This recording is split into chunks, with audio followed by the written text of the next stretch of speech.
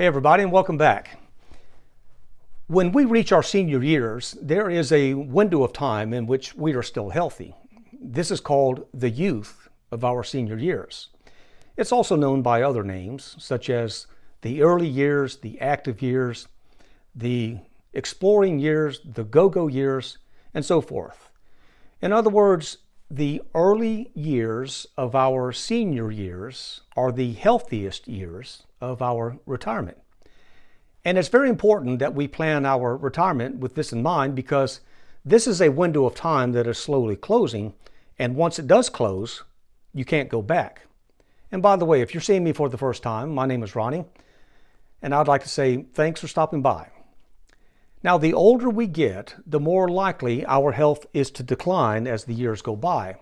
And so if we really want to optimize our senior years, or if we really want to optimize our retirement, it's a good idea for us to retire on the front end when we're still the healthiest, if we can. Now keep in mind, we're not talking about lifespan here. We're talking about health span, and there's a difference.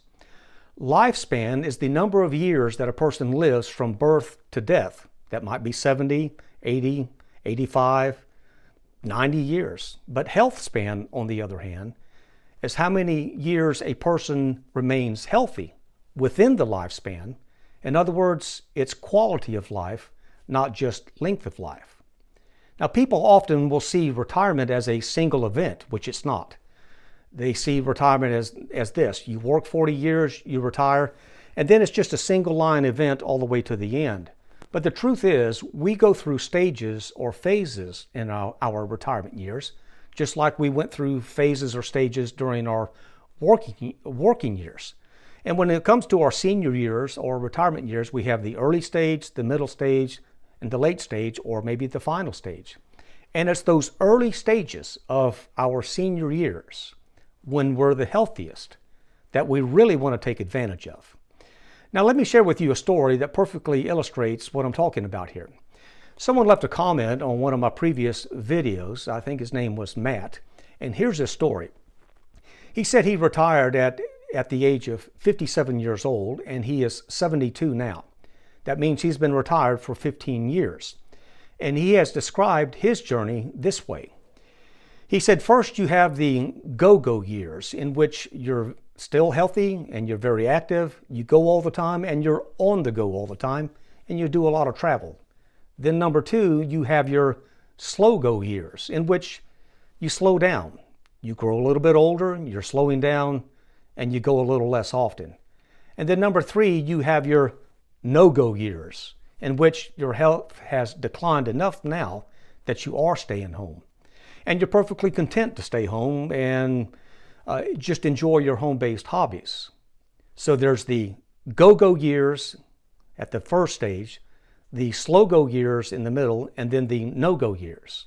Now, this is why it's important for us to retire as early as we can, if we can, because if we keep on working unnecessarily, we can work past or beyond the point of these early healthiest years, which is something that we cannot get back.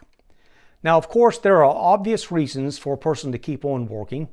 The main ones being financial, and then number two, health insurance. But at some point, the marginal benefit of working those extra years unnecessarily begins to fade as we realize what those extra working years are costing us in time and health. You can always make more money, but you can't make more time. And then once you reach a certain age, your health becomes your most important resource. All of us know someone or have heard a story of someone who worked longer than they should have. For whatever reason, they just stayed on the job working longer than they had to, maybe out of necessity, maybe not out of necessity. And then when they finally did retire, it was so late in life that they had passed the healthiest years, and now they were in the second or third stage of their senior years. They retired so late in life that their health quickly collapsed, and perhaps they even passed away. And when we see those stories, or we hear those kind of stories, it really gets our attention, and it should. And you might say, well, all of that's fine and well, but the question begs to be asked here, what about those people who can't retire as early as they would like to. Well, to that I would say, welcome to the club. I didn't retire as early as I would have liked to have retired. I retired later than I wanted to, in fact. And the reason that I retired later than I wanted to is because I needed to maintain my health insurance. Health insurance is a big issue, and it's a big factor in our retirement planning. And it's probably one of the biggest reasons that many more people don't retire as early as they would like to, is because they need to maintain their health insurance. And that's exactly what happened to me. Listen to this. I was emotionally ready to retire at 58. I was financially ready to retire at 60. But my health insurance was costing me $23,000 a year, which on a retirement income was cost prohibitive for us.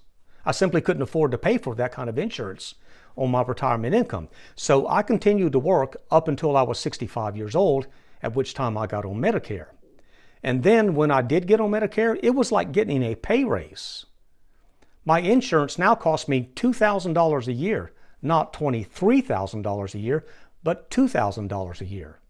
And furthermore, by working those additional 5 years from 60 to 65, I was able to save up 5 more years of additional income, which really helped build up my retirement nest egg.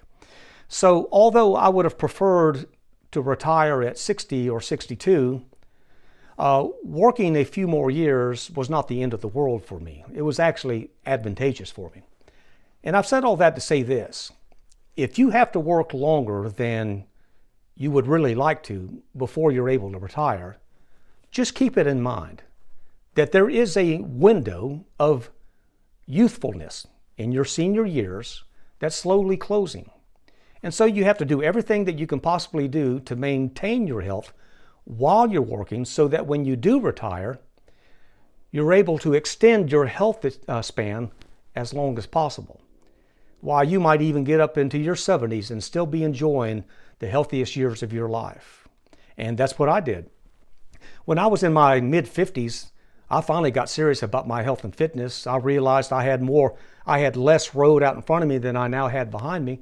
So I knuckled down about my health and fitness. I made some changes in my lifestyle. I made changes in my diet and nutrition. I got serious about being active and working out and exercising. And I did. And started in my mid-50s. And the day that I retired, when I was 65 years old, I was as strong and as healthy as I was back in my 40s. And so, and I'm living a healthy lifestyle. So this can be done and be encouraged. Now, with all of this in mind, I'd like to share with you 2 tips for your consideration. Number 1, in our retirement planning, we should focus on our health span, not only our lifespan. As I mentioned earlier, health span refers to the quality of life that we have, not just length of life. It would be great to live until 85 years old, but it wouldn't be so great to live the last 30 years in poor health. No matter how ambitious your goals are for retirement or for living in your senior years, just think about the daily activities that we take for granted and we eventually lose, such as cooking your own meals, walking without a walker, getting in and out of the bathtub without anybody having to help you, and going to the grocery store and buying your own groceries without needing a scooter to ride around on, and things like that.